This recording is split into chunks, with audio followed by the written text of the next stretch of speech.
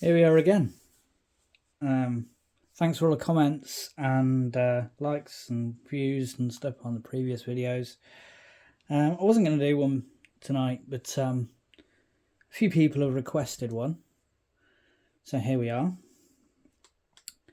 Firstly, before we go any further, I'd like to thank HPA UK, High Pressure Airsoft in the UK, for including this lovely patch and some stickers with my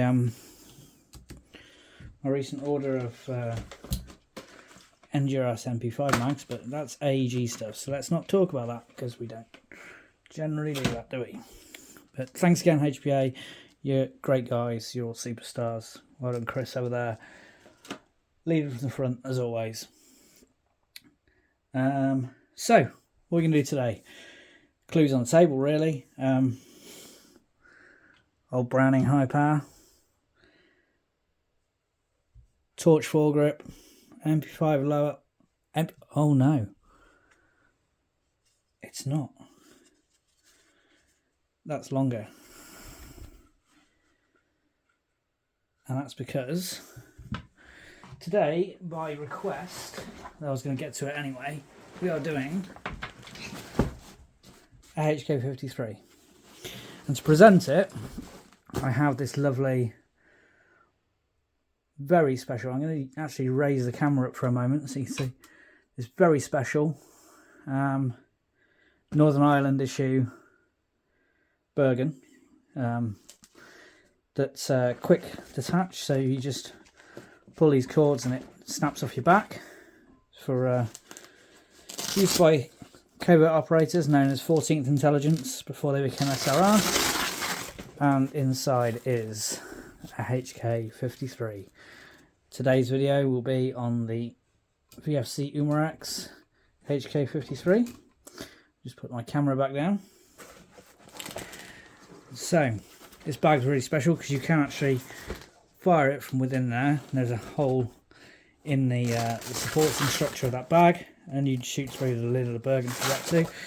But this is made for Northern Ireland operations where they had to be covert in carrying long rifles, and the HK53 was for a long time the weapon of choice of those special operators, and SF as well.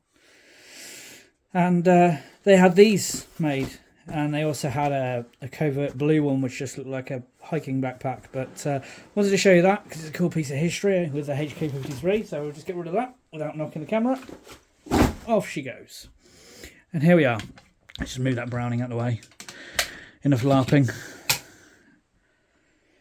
Browning is beautiful, but not the best airsoft pistol, but we'll come to that another time maybe. So here she is, the HK53. This one's actually got an MP5 handguard on it. We're going to get rid of that now. It was just the handguard.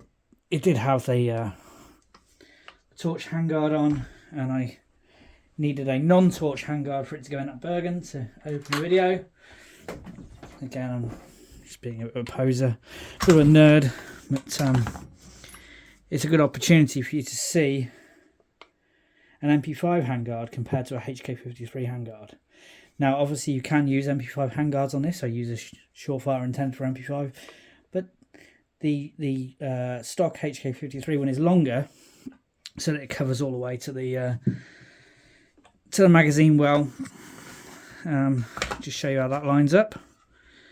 So I'm not going to put the pin in, but you can see there it goes all the way to the rear.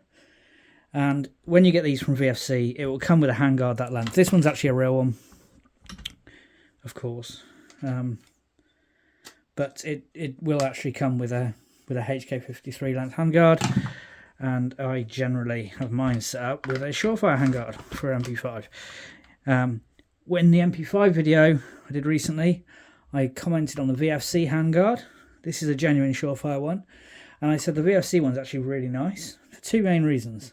One, the genuine Surefire is actually 60 lumens. It's about half the power of the VFC one. It's a much more yellow light. Secondly, is the polymer that the handguard's made from is actually really fragile on the Surefire, and this one's actually cracked when I was doing a special event at a prison,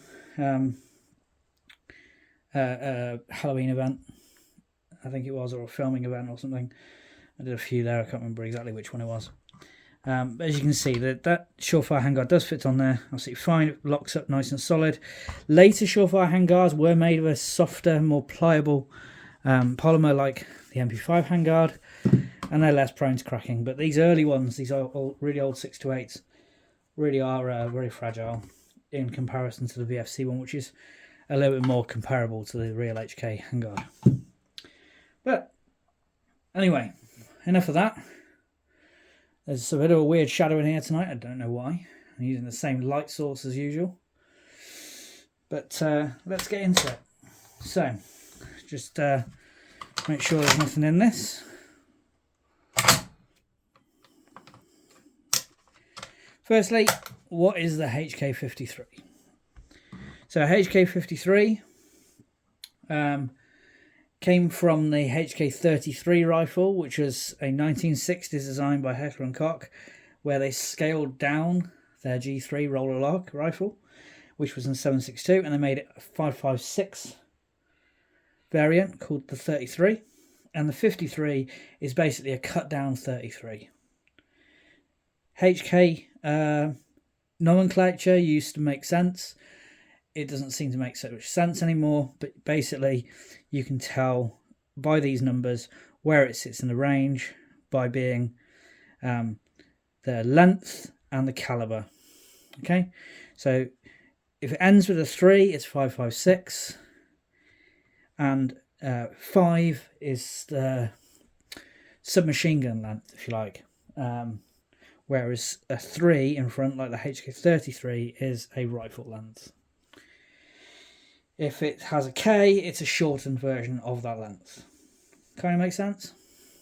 So the 53 became popular in some special operations units, especially in Northern Ireland, because it allowed a 5.56 rifle to be carried very covertly. It's not much bigger than an MP5, but with a much harder hitting round, mostly for use into and out of vehicles, because the problem with a 9mm ball round is that if you're firing from within the vehicle, it loses all its ballistic quality, and it won't enter the other vehicle very effectively, especially through windshields, which are angled glass. They're actually really hard to penetrate. So they wanted a high power round, and they had the 53s, and they also had shortened G3s, G3Ks, basically. But yeah, so this is a 53. This is the VFC, and it's modelled on the British version. You can tell that because it has the G3 style flash hider muzzle device, whereas later ones had the 4-prong G36K style flash hider, and you will also see it with various different trigger groups. The early ones had these SEF groups, which are marked 0 for safe, 1 for single shot, and 25 for a full magazine, and that's because the stock magazine from HK was a 25 round magazine. They also did 30s, which VFC have used to replicate, and they also did a 40, which is longer than that, but that's why they're marked with a 25. You'll also see these with the later trigger groups. I'm going to put a 3-round burst style trigger group on mine. You can use an MP5 trigger group and drop the pack in, though my selector was a little bit loose on this one. The stock looks like an MP5 stock. You also see these with the inward curved G3 style sliding stock, but neither of those are fully compatible. You can put an MP5 solid stock on this, no problem at all, because the receiver is the same size as an MP5 dimensionally.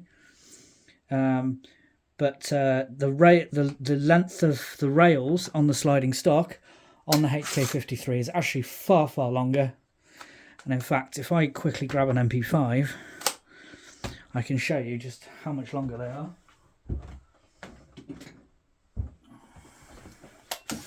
So if I grab an MP5 and offer that up, and you can see, hopefully, maybe not very well, let me turn it around, you'll be able to see that it's actually about 20mm, 25mm longer, which is approximately the same difference between an M16's stock to an M16A1 or A2 stock. Similar sort of length of pull difference. And that's because the receiver reinforcement rib here that accepts the sliding stock is longer on the 53 because you've got this longer magazine well, which makes the whole rifle a little bit longer than an MP5, which is why there's a handguard length difference as well. But that means you can actually have a much longer stock if you want to, which gives you a longer length of pull, whereas the MP5 is a very short length of pull. So let's just get the MP5 back out of the way. Drop that down there. Everything else is pretty much the same as an MP5. Obviously the bolt carrier is different because it's a 5.56 bolt carrier. Sights and things are the same. They have a very similar feeling trigger. As we already said, handguards fit, claw mounts fit for MP5. That bag that I showed you at the start can take either an MP5 or HK53, so that's how close they are in size dimensionally. The other change from an MP5, it's more G3 like, is the folding charging handle, which is great because it gets it out of the way, it's snag free. But that's primarily to be able to overcome the power of the rollers. So the reason why G3s and HK53s and 33s have this, and also the machine guns, is because that initial pull of the charging handle helps to unlock the rollers, which are pretty well locked in. And on a rifle cartridge, the wedge inside the bolt carrier is a much steeper angle to hold it locked much more securely. On an MP5, it's a narrower angle to allow it to unlock because there's less pressure involved. I'm not going to get too much into the mechanics of it, but there we go. If I pop the stock off, you'll see that the HK53 stock has a single hole pin arrangement, whereas the G3 is a double pin. So again, that's more similar to an MP5. The trigger pack is, for all intents and purposes, on the airsoft version identical, although there is a difference on the real trigger pack in that this disconnector and ejector is they're of a different size to eject the 5.56 cartridge. While we're here, we'll grab that magnet, and you'll see that the disconnect, ejector, valve knocker, hammer. If we the trigger spring guide, hammer spring guide, hammer spring, and trigger are all steel on the HK53, as is the selector, by the way. They are compatible with real ones. So one thing that VFC really have done when they upgraded from their previous generations with the MP5 is they've made everything steel in here. They basically took what they learnt making the G3 better than the MP5, and they improved it even further on the HK53. The bolt carrier group, so there's your recoil guide and spring. Non-captive unit with a stock, which is nice, but it is a complete assembly within itself, so it doesn't come apart. There's your bolt carrier group. They have replicated the extractor pin. It's a very lightweight, non-steel one. Look, GHK, a return spring. Sorry, I'm being a little bit obnoxious there. Also, another improvement over the early MP5s is the hop adjuster is under the handguard, where you'd find it on a G3 and on the later MP5s. This one hasn't actually been used ever at all yet. Only fired a couple of times around here to check function. I haven't yet taken it out, but I intend to soon. So this isn't going to be a proper review because it hasn't been used enough. I don't review guns until I've used them for a couple of years. I just do an overview until I know much about them. However, I did test this for ranging straight out of the box. The range on this is insane. One nice thing that Umarex did do on this is similar to the G3 that I've got, was they hid the fake things under that. I'm not sure if that's the case on the Euro versions. This is an Asian spec, so on the Euro versions I would imagine that they're more visible, and easy to see without dismantling the rifle due to European laws such as the German laws, which are really shit. They have to have a visible F mark, has to be, say, cal 6mm outside, etc, etc. Markings on the outside of this, if you can see. Come on, focus. There's HK53, cal 556 by 45, obviously the real caliber. A HK stamp, a serial number.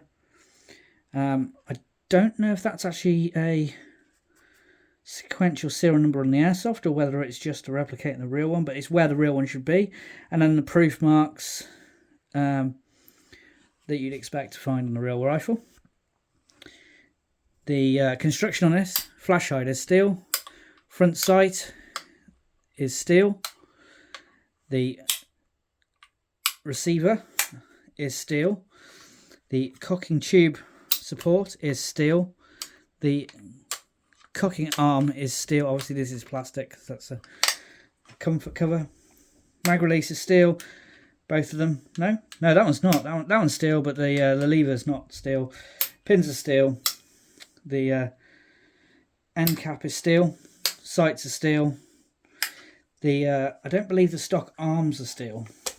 Let me just check.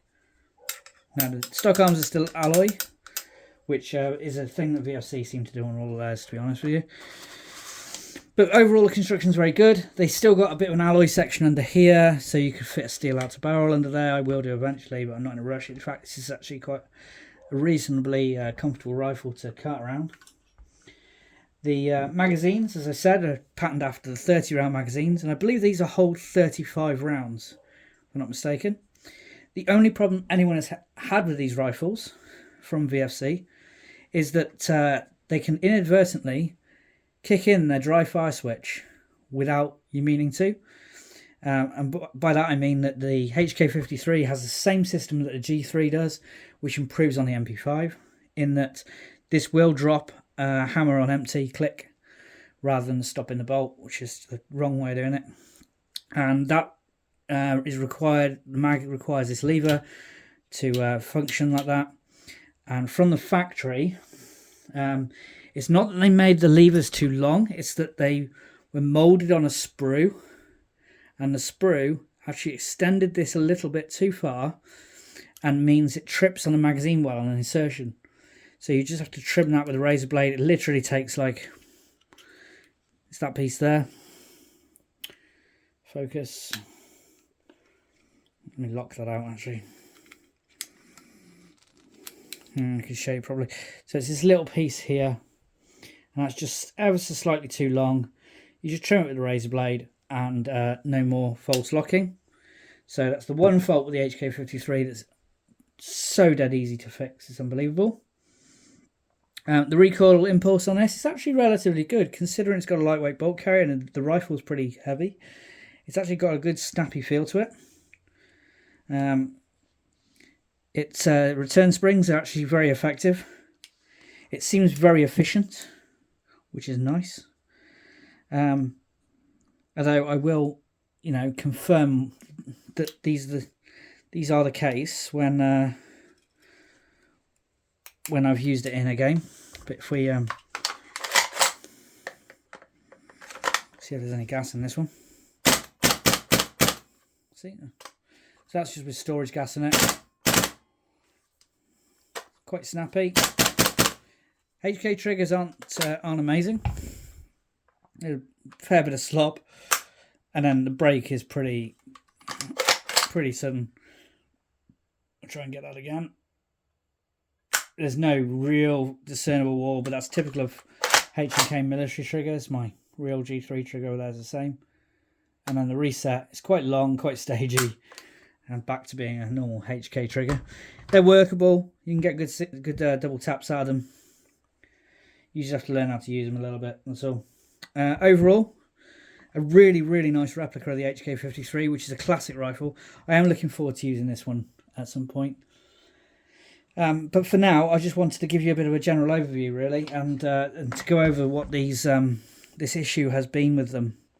One thing I do like the VFC are doing on all their guns these days, it seems, is putting the fill valve at the top, which means that, especially for those of us who do like filming projects and things, the gas valve isn't noticeable. The magazines are not steel. They're an alloy. They're relatively lightweight.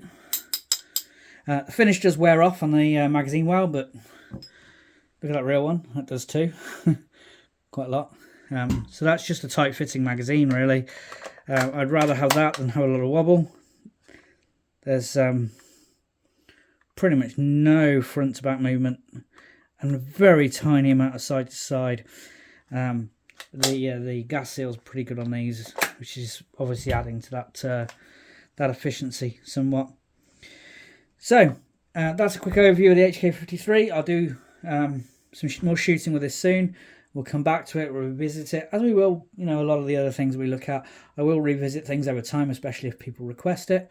But I wanted to go over a quick look at the HK53.